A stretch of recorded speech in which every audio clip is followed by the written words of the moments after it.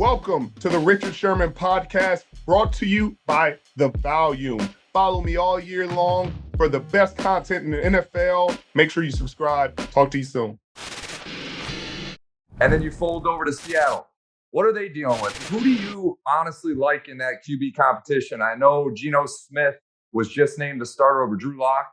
I don't think Drew Lock took that very happily. Do you think that situation was handled appropriately? And what do you think of the Seattle Seahawks team right now? I think they went with safe and predictable. And the guy knew the playbook. Geno did well in the 3 games he had to play last year. Pete is very turnover averse. Turnover averse is what I'll call it, because he does not want to turn the football over. And Geno does not turn the football over very often. You know, he doesn't take the same risks as somebody like Drew Lock, but high risk, high reward. Drew Lock threw some touchdown passes in the preseason, was impressive at times. If you put a highlight reel of his positive plays versus a highlight reel of Geno's positive plays, there would be a disparity. But then on the flip side, you take a highlight reel of the negative plays of both, there will be a disparity. And so I think Pete didn't want to risk that kind of volatility. And Drew Lock didn't have a ton of time to learn the playbook. They were traded right before training camp. It was an unfair situation because he didn't have a true fair shot at winning the starting job. There wasn't enough time. He didn't get enough reps with the ones. The one game he was going to start in the preseason, good night, caught COVID. It almost seemed like everything was working against him. So it's just unfortunate set of circumstances. But I don't think they're married to Geno in a way that they will not pull him if they are not doing well early on in the season. Richard, I want to know, what's your forecast for Seattle? Where do you see this season going for them? My forecast, it's the great unknown. You know, some part of me tells me that Pete's going to find a way to be competitive and surprise some people and pull off 500. Something else tells me it could be a rough year. You know, I just don't see Pete going quietly into the night. They got a good running game. They got 3 really good running backs. They found 2 tackles in the draft, rookies that performed outstanding in the preseason. Like, it's going to be a big problem for them later if they are as good as they've been in the preseason during the regular season, because in the next couple of years, you happen to pay 2 tackles. It's just, oh, my goodness. It's a good problem to have, though. But if they found gold there, then they'll have a chance, because you got to be able to protect your quarterback. They have the weapons on the outside, and DK and Lockett. They have some weapons at tight end. They have a running game. I mean, Penny was in the last 6 games, I think he ran for 150 5 times. Like, that's something you can lean on. Now, defensively, they're going to have to pull it together. You got Quandre Diggs. You got likely a rookie 6th-round corner starting, which I know a little something about. I'm going to go see the kid later on today and have a conversation with him and try to, impart my little 2 cents of wisdom. But I think they could have a chance. They have rushers. They have a rusher.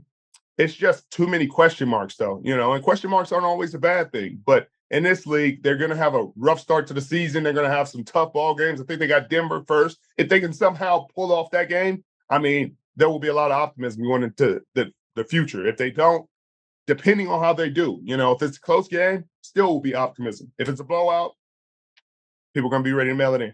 Richard, in the season of bold predictions, I got a bold prediction for you. Kenneth Walker III will be an absolute staple in this league for years to come. As soon as he gets over this little hernia injury he's dealing with, I think that they're going to have a 1-2 combo in Rashad Penny and Kenneth Walker III. I know a thing or two about Kenneth Walker III. We've talked about this, Rich. He's in the perfect position to go beast mode in that offense. If they can find some level of consistency at the quarterback position, like you said, they got all the weapons in the world. They can have a field day. And if they're running the ball 50% of the time, like Pete Carroll loves to do, who knows what happened? Maybe they do hit 500. And I think that would be an outstanding season for them. They're not going to be running it 50% of the time. They're going to be running it 60% of the time. They're going to try to run it as much as they can, because the best defense you could have is a great run game. Shorten the game for your defense. Hey, there's 2 different defenses when a defense is playing 30 minutes versus a defense playing 40 minutes. A defense playing 25 minutes is much better than a defense playing 35 minutes because they're on the field for less time. They have less opportunities to give up big plays, less opportunities to give up yards. That's what Pete Carroll has always known. And that's why they will run the ball this year as much as they possibly can, put Geno Smith in a position where he does not have to be Superman and give their defense a chance to make stops. They may leak on defense. They'll get in the red zone and they'll stand up. It's all about staying on top, limit the big plays, and stand up in the red zone. If they can do those things, which are staples in Pete Carroll's philosophy, they'll have a chance to win most of the games they're in. Now, it does come down to talent sometimes. There will be games where they will just be out-talented. You know, I mean, there's no coaching. There's nothing you can do when the other team just has more better players than you have. But in situations where the talent is equal, they'll have a shot. Let's move over to the AFC. We have a juggernaut of a conference in the AFC West. Yes. Russell Wilson goes to the Denver Broncos. Broncos country. Let's ride, baby. What do you see the Broncos doing this year with Russell at the helm?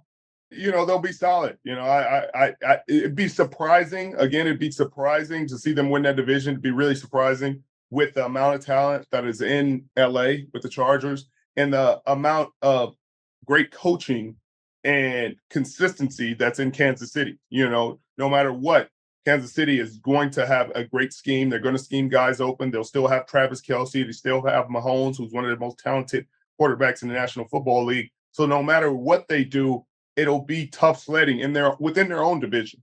And you're not even going to talk about the schedule that they have when they have to deal with the San Francisco 49ers and the Rams, you know, in the NFC West. It's going to be a tough road for them. You know, if they can come out, that's why it's so crazy, you know, that Russell chose that conference. I mean, that division to go in that conference for that matter, you know, because to get out of that conference with a championship, you likely have to go through 2 or 3 of the top 5 quarterbacks in the National Football League at any given time. And you really, honestly, might have 2 of them in your division. Sure.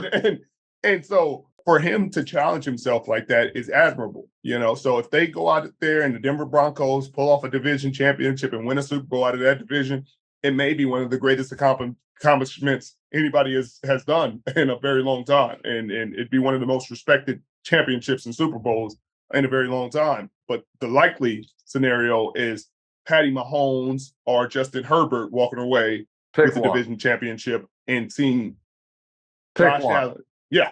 You're going to see Josh Allen, Pat Mahomes, or Herbert in the AFC Championship. So who you got? One team, AFC West. Who is it going to be? The Chiefs or the Chargers? The Chargers just haven't done it, and I want to pick them. I'm going with the Chargers.